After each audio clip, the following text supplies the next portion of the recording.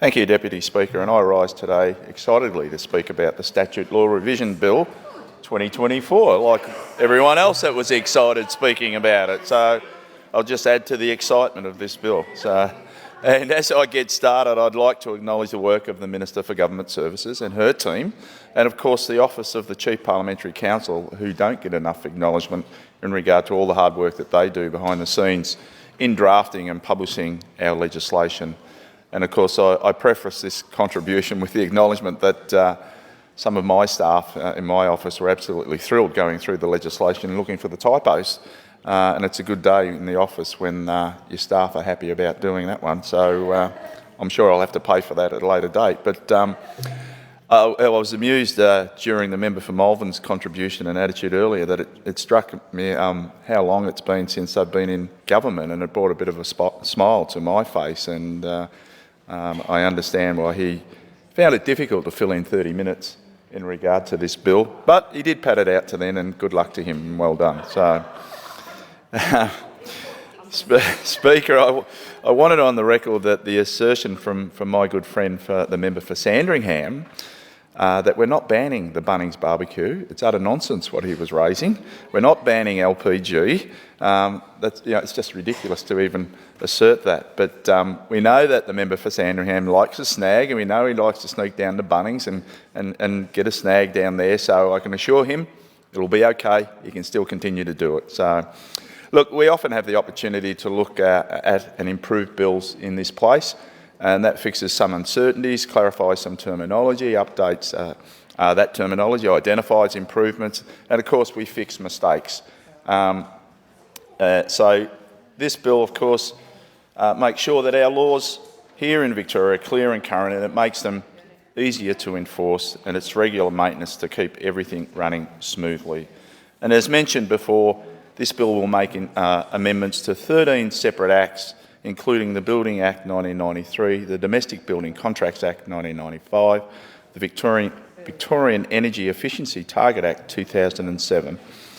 And much like every statute law revision bill, this bill aims to clarify our existing legislation by updating references and correcting grammatical and typographical errors, ensuring the relevance and accuracy of our legislation.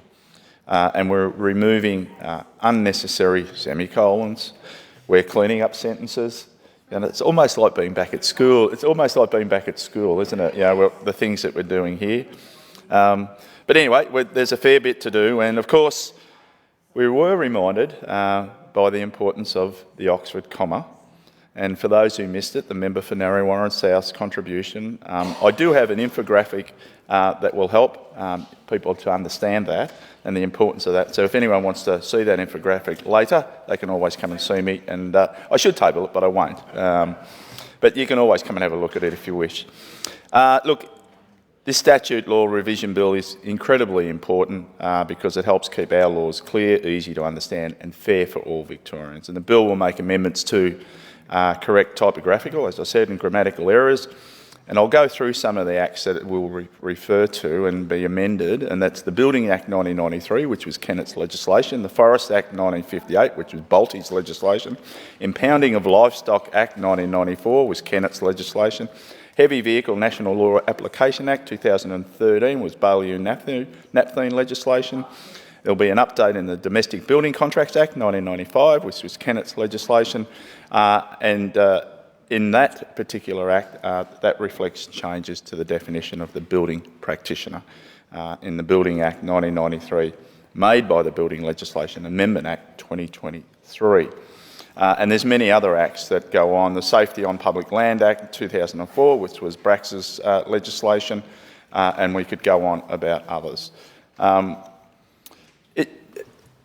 It took longer than 10 minutes to read this bill, obviously, and so I just picked a few speaking points out of it. And as I say, we come back to just rectifying some of the errors or the typographical errors that are in the bill, in particular the Building Act 1993 and the Domestic Building Contracts Act. And of course, as I referred to earlier, those changes were made by the Building Legislation Amendment Act 2023.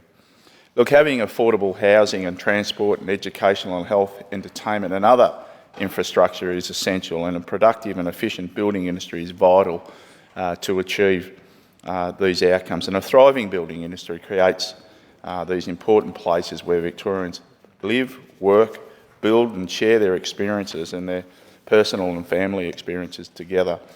And of course, our building industry is so important and it contributes about $40 billion per annum to the Victorian economy, and it keeps over 350,000 Victorians in jobs across more than 125,000 businesses. So we can see how important it is. And while we're talking jobs, I just want to remind the House that we hit our target of 400,000 jobs 2 years early, and that was a remarkable effort. And I think earlier today, the Treasurer referred to something like 700,000 jobs that have been created in this state, and that's incredible. And that's a great news story for the state of Victoria. We invested more than $44 billion during the pandemic to protect Victorian lives, to save jobs and businesses, and more than $13 billion in business support and paving the way for our strong economic recovery. And of course, our population here in Victoria grew by 1.7% over the year to September 2022. And we have the fastest growing economy in the nation. And I think if we refer back to that time of the pandemic, I mean, those opposite us were claiming that the sky was going to fall in Victoria. No one would come to Victoria, would never attract another big event. Well, I think that's been so far off the mark and been proven wrong just in the last couple of years. And we're leading in all avenues across the nation, leading every other state. The Allan Labor government aims to deliver, as we know, a massive 800,000 new homes across the state over the next 10 years. And the Victorian Housing Statement focuses on 5 key areas to tackle the housing supply problem.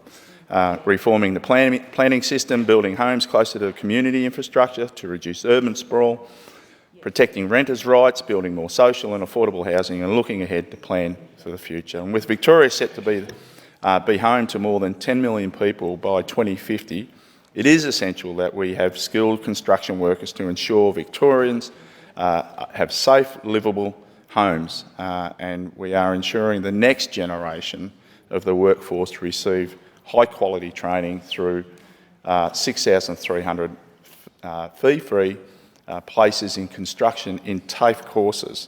And Deputy Speaker, I know Melton is one of the fastest growing areas in this state, if not the country.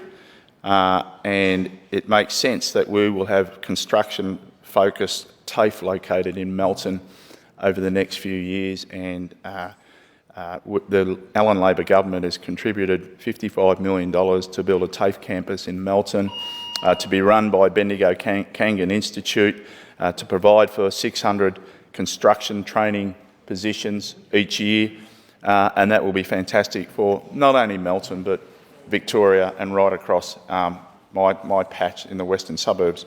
I will refer to some dodgy. I've had some history with some dodgy developers around my particular area, and the promises that they've made to purchasers in regard to providing footpaths, roads, overpasses on the freeways, railway stations.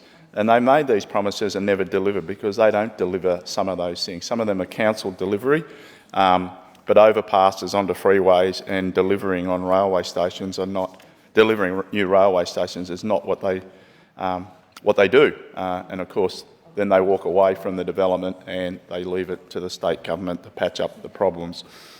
We saw issues in regard to developments happen after the former planning minister, Guy, absolutely hung Footscray out to dry. And I know the member for Footscray's here. And it's taken years for the Maribyrnong Council to get on top of the Joe Road site. That wasn't fair to the Footscray people, to the ratepayers, to the new residents, or to the workers that had to build the infrastructure with no power, water or roads. And I know my friend, the member for Footscray, has raised these concerns here on many, many occasions, and I'm raising it again on her behalf and highlighting the problems that poor planning has under a previous minister. And of course, there were dangerous work sites, and I'll put my union cap on and proudly, once again, the easiest way to save money on work cover, and I've raised this recently, and that is not to allow workers to be injured. That's our easiest way to do it. This bill's important, and I'm pleased to commend it to the House. Member for Gippsland South.